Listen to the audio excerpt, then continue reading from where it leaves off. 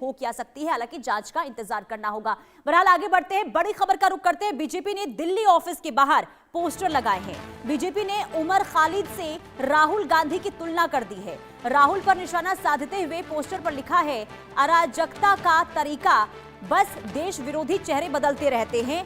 ये बीजेपी की तरफ से पोस्टर लगाए गए हैं। हमला राहुल गांधी पर किया गया है। आपको बता दें कि दिल्ली में एआई समिट में हुए हंगामे पर बीजेपी ने एक बार फिर से राहुल गांधी को जिम्मेदार ठहराया है।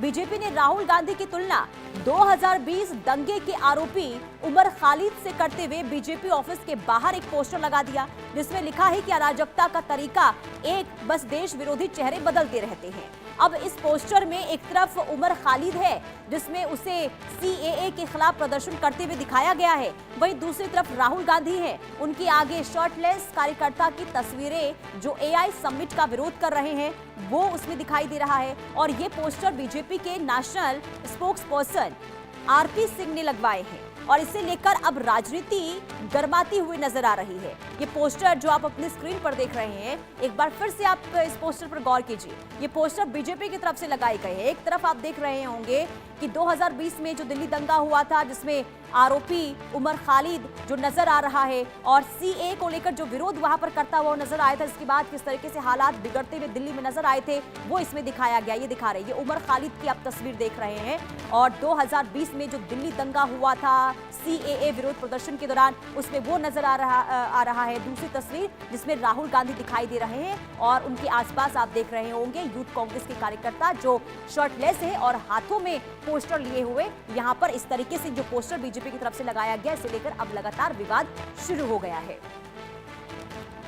संजय शर्मा हमारे साथ तमाम जानकारी के साथ जुड़ चुके हैं। संजय जी, जो ये अब क्योंकि देखिए एआई समिट से ये पूरा विवाद शुरू होता है और इसके बाद अब पोस्टर वॉर पर ये जिस तरीके से अब आकर राजनीति उफान मारती हुई नजर आ रही है, क्या देख पा रहे हैं आप?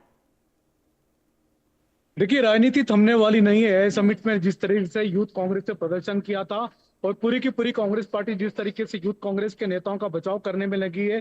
कांग्रेस के नेता राहुल गांधी लगातार प्रधानमंत्री नरेंद्र मोदी पर आरोप लगा रहे, कॉम्प्रोमाइज प्रधानमंत्री उनको यहाँ कह रहे हैं और साथ ही साथ जो प्रदर्शन करने वाले यूथ कांग्रेस के नेता थे उनको बब्बर शेर तक कह रहे हैं राहुल गांधी। तो बीजेपी लगातार उन पर अटैक कर रही। कल भी हमने देखा था, कल भी बीजेपी के राष्ट्रीय अध्यक्ष नितिन नवीन ने अटैक किया, गांधी परिवार पर अटैक किया कि गांधी परिवार कब कब कहां किस किस समय कॉम्प्रोमाइज हुआ।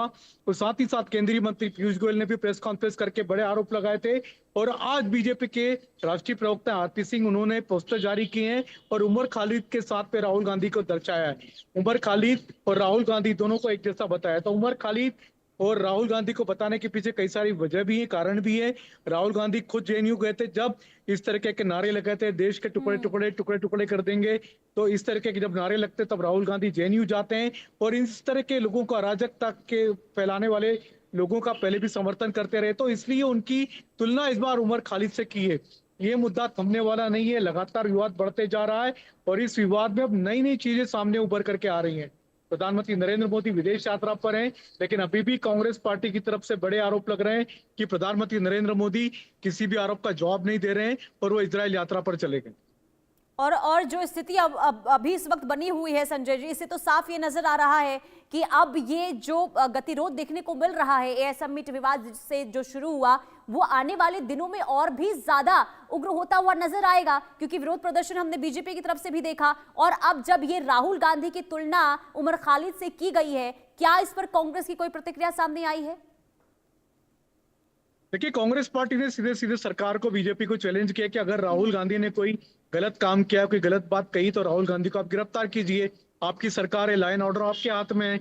लेकिन वहीं पर बीजेपी लगातार राहुल गांधी पर आरोप लगा रही। लेकिन ये आरोप और प्रत्यारोप की राजनीति जारी रहेगी आने वाले दिनों में 5 राज्यों के चुनाव में। और साथ ही साथ संसद के बजट सत्र का दूसरा भाग, दूसरा चरण भी शुरू होने वाला है 9 मार्च से। तो संसद का जो नया सत्र शुरू होगा 9 मार्च से, बजट सत्र का दूसरा भाग जब चालू होगा, तब राजनीति अपने चरम पर होगी और लगातार हंगामा होता रहेगा। क्योंकि कांग्रेस पार्टी अपने नेताओं को, अपने यूथ कांग्रेस के नेताओं को यूं ही नहीं छोड़ सकती। यूथ कांग्रेस के नेताओं की जगह जगह कई सारे राज्यों में गिरफ्तारी हुई है।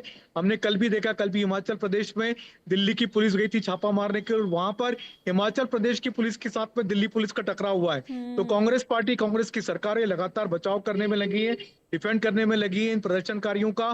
कांग्रेस पार्टी के नेताओं का यह कहना है कि लोकतंत्र में विरोध करने की अपनी जगह होती है और विरोध करने का अधिकार सभी को। बिल्कुल। और देखिए यही वजह है कि लगातार देखिए इस पूरे मामले को लेकर अब हर दिन नए नए एंगल जुड़ते